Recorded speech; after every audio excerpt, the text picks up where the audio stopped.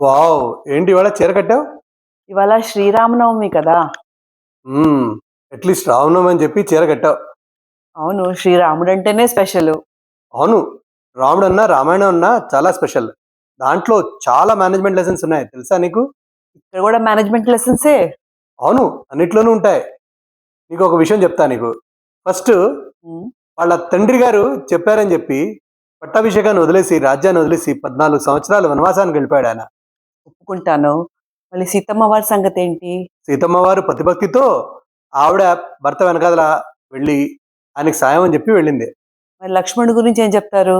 లక్ష్మణుడు ఆయన సేవ కోసం, ఆయన అన్న మీద కర్తవ్యం మీద వెళ్ళాడు. అలాగే వేరే విషయంకొస్తే ఇంటిగ్రిటీ. హ్మ్. నాకు ఇక్కడ డౌటు. సీతమ్మ వారి సంగతి తెలుసు కదా మీకు. అది చాలా కాంప్లికేటెడ్ సబ్జెక్ట్.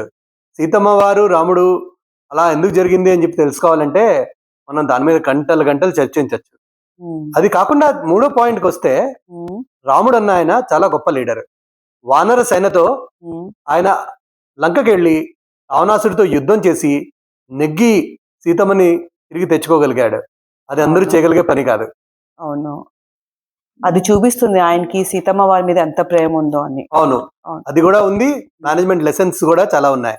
ఇవన్నీ మనం రోజు వాడుతూ ఉంటాం గానీ, ఇవాళ రామనవమి నాడు హ్మ్. అందులోంచి కొన్ని నేర్చుకుని, ఇంకా బాగా వాడగలిగితే దాన్ని మించిందేం లేదు. జై శ్రీరామ్. నువ్వేమంటావు? ఒప్పుకుంటాను.